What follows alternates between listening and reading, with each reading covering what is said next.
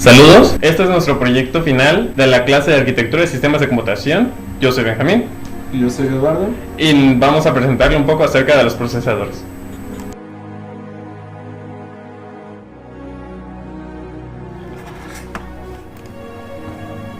Este es un esquema acerca de el contenido de este video y pues bueno, podemos ver que vamos a ver acerca de los tipos de procesadores, su funcionamiento, datos a la hora de instalar, datos técnicos y fallos y soluciones comunes que nos podemos encontrar. Y bueno, los procesadores son una de las partes de hardware más importantes de las computadoras. Las hay de distintos tamaños, potencias y arquitecturas, además de que realizan la mayoría de las operaciones internas en la computadora.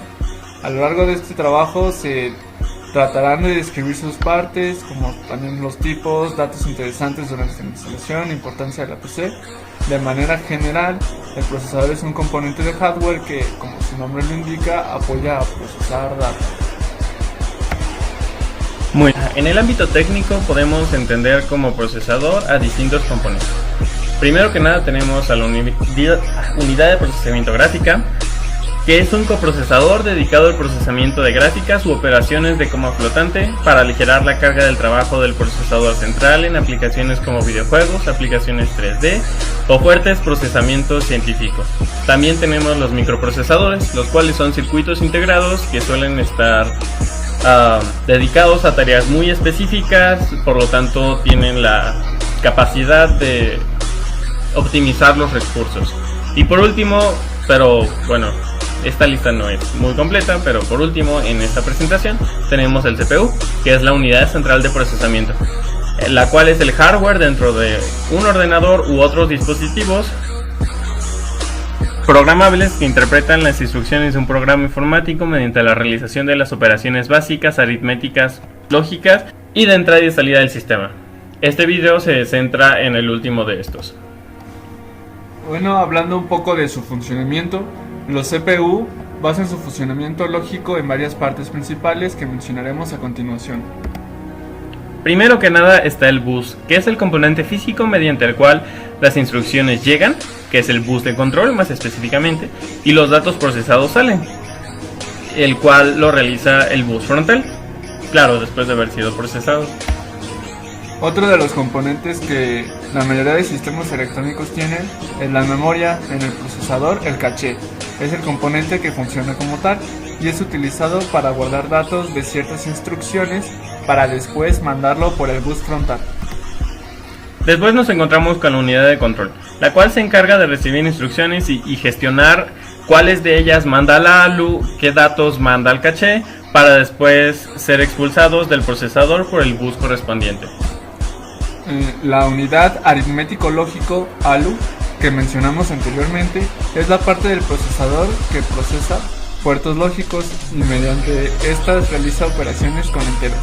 Es muy importante notar que la que acaba de mencionar mi compañero nada más hace procesamientos con enteros. Cuando nosotros queremos hacer procesamiento con floats o con unidades flotantes, pues entonces utilizamos la unidad de coma flotante, la cual no todos los procesadores la contienen. Esta le da el soporte necesario a la CPU para que pueda realizar operaciones con flotantes. En algunos casos, esta unidad está muy bien optimizada en la GPU que mencionamos al inicio de la presentación. Aunque esto no es todo lo que necesita para que el CPU funcione sin problemas, como todos componentes electrónicos, cuando está trabajando genera una cantidad importante de calor. Generalmente esta es la razón por la cual las computadoras hacen ruido y todos los procesadores deben tener como mínimo un disipador de calor, pero es recomendable que sobre el procesador se encuentre un ventilador. A continuación nuestro compañero nos va a hacer una pequeña demostración sobre cómo hacer la instalación de un CPU.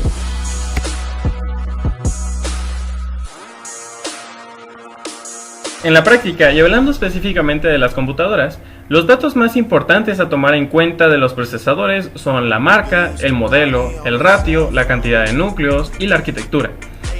Los datos anteriores se deben escoger en función del presupuesto, hardware disponible y objetivo a dedicar.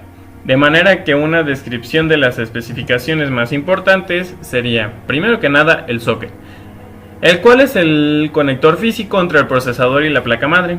Además, transmite energía al procesador y lo conecta con los buses de entrada y salida para su correcto funcionamiento. Después tenemos el núcleo, que es la cantidad, que depende de la cantidad de núcleos que tenga el procesador, van a ser la cantidad de instrucciones que puede procesar de manera paralela. Después tenemos el clock, que es la cantidad de instrucciones que el procesador puede ejecutar por unidad de tiempo. Generalmente esto se mide en megahertz o gigahertz, que es la cantidad por segundo. Y por último está el caché, que es el componente que mencionamos anteriormente en esta misma presentación. Si nosotros tuviéramos un procesador físico, podríamos averiguar la mayoría de las características mencionadas anteriormente. En el caso de Intel, tendríamos un número de serie como el que se ve en pantalla, en donde Intel Core es la familia o marca del procesador, i7 es el modelo, el 7 después del i7 es la generación, 500 es un identificador que la marca utiliza para cada uno de los modelos, y la última letra corresponde según el propósito específico del procesador. Algunos de los ejemplos que podemos tener es si tiene X, generalmente está dedicado a CPUs muy potentes pero con baja duración de batería. Si tenemos una T, el procesador está optimizado para dar prioridad a la potencia. Si tenemos una U, es un procesador de bajo consumo de energía. Y si tenemos una K, quiere decir que el bloqueo de la velocidad no está activo. Los procesadores AMD son algo más complejos que los Intel, ya que cada modelo interactúa con una nomenclatura diferente. Sin embargo, es bueno fijarnos en los siguientes 3 números después del modelo de procesador. En la serie FX, por ejemplo, el primero indica el número de núcleos del procesador, el segundo habla de la arquitectura interna del procesador y el tercero es un ratio de la frecuencia base del procesador. Sin embargo, con una buena googleada, cualquiera de estas situaciones puede resolverse sin muchos problemas. Por último, tenemos los fallos y las soluciones más comunes que nos podemos encontrar. Y a pesar de que hay varios y hay muchos, yo me agradó clasificarlos en estos 3. Entonces, primero que nada, si el procesador falla, hay que proceder intentando lo siguiente. Primero que nada, tenemos que checar que no haya un overclocking activo. En caso de que esté activo, pues sería una decisión muy inteligente desactivarlo para ver si ese era el problema o si podemos continuar con otra cosa. Segundo, debemos verificar que el sistema de refrigeración esté funcionando adecuadamente, ya que como mencionamos anteriormente, el sistema de refrigeración es muy importante en la mayoría de sistemas electrónicos. En caso de que no esté funcionando, pues deberíamos reemplazar la pasta térmica o el ventilador o el disipador en caso de que haya algo muy malo en el disipador.